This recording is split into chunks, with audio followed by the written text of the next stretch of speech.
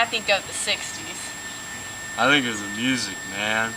I mean, you had the British invasion. Beatles!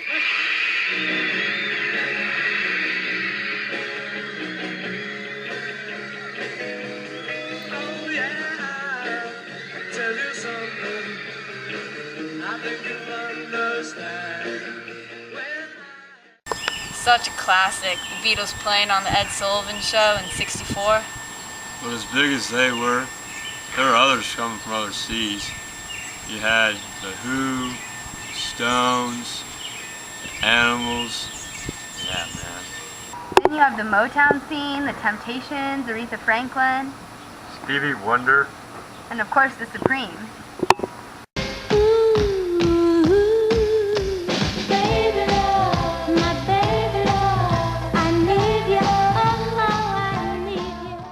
And then the super influential aspect of music, folk rock.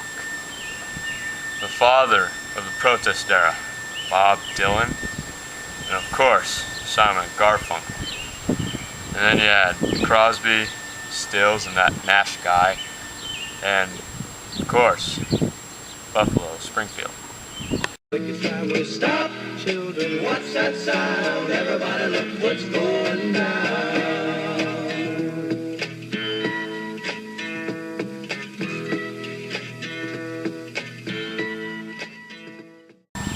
Then you move into TVs, movies, entertainment in the 60s was so rad.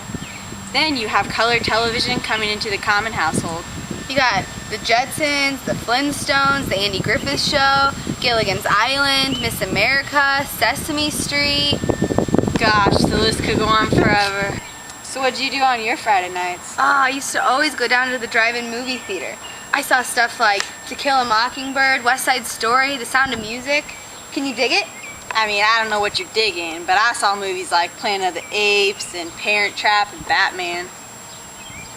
Then you have the fashion of the 60s. Mod flowers, bright colors, groovy prints. Caitlin showing the flowy style and of course showing off the peace signs, for it is make love, not war. Guys looked pretty mod too, with their Nehru collars, jackets, bell bottoms, turtlenecks, v-necks, you name it. And amidst all this pop culture, there's all this crazy history being made. You got the Berlin Wall going up in '61. The 13-day political/military standoff in '62, the Cuban Missile Crisis. Then in 1963, there was the March on Washington with Martin Luther King Jr.'s famous speech. I have a dream. Then in '63, JFK was assassinated. Then in 1968, both Senator Bobby Kennedy and Martin Luther King Jr. were shot.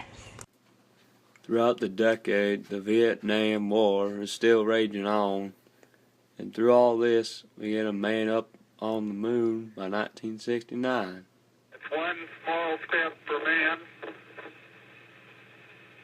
one giant leap for mankind. Along with all of this comes the famous faces of the 1960s, the politicians, actors, artists, and the singers.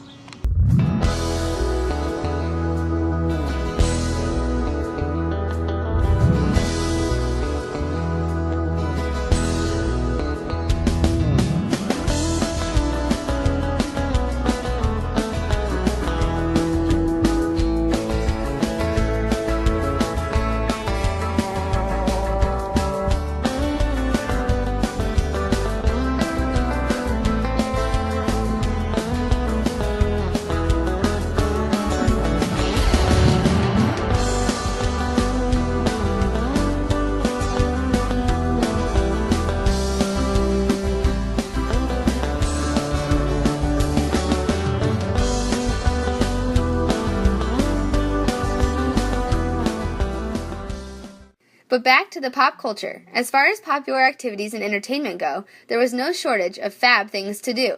You have Barbies, easy bake ovens, baton twirling, surfing. The Rolling Stone magazine came out in '67. Dr. Seuss was also popular. Then there's the record hops. You know, a team party hosted by a radio station when a bunch of kids gathered in a school gym and basically partied. The fast-paced parties soon turned into cocktail lounges, supper clubs, dinner theaters, and oh, the rock clubs. I mean, the main event there wasn't drinking, it was dancing. The teams were allowed in most of the time. With the dancing, they did anything that allowed dancing without touching the partner. There was the mashed potato,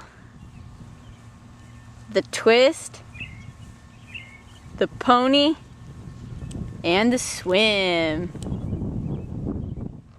So many crazy things happening in the 60s. In 1960, Christmas time, the first Etch-a-Sketch came out.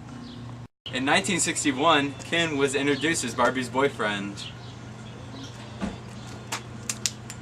In 1961, baseball player Roger Maris of the New York Yankees hit his 61st home run in the last game of the season, beating the 34-year-old record held by Babe Ruth.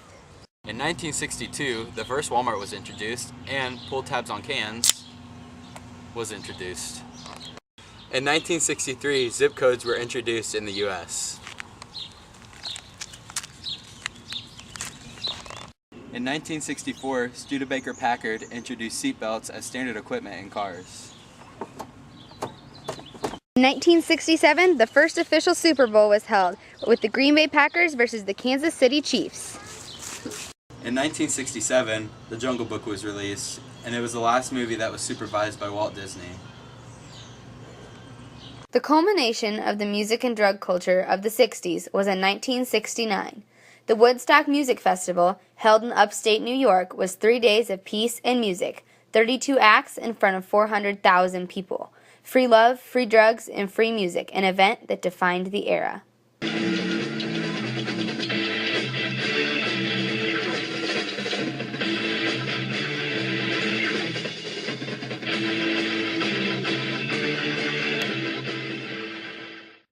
And now, a word from our sponsors. One thing about the 60s was the crazy, bizarre advertisements, like this one here. They're promoting cigarettes and they're making it attractive. This one was promoting women in the common household. In the kitchen. We love the 60s.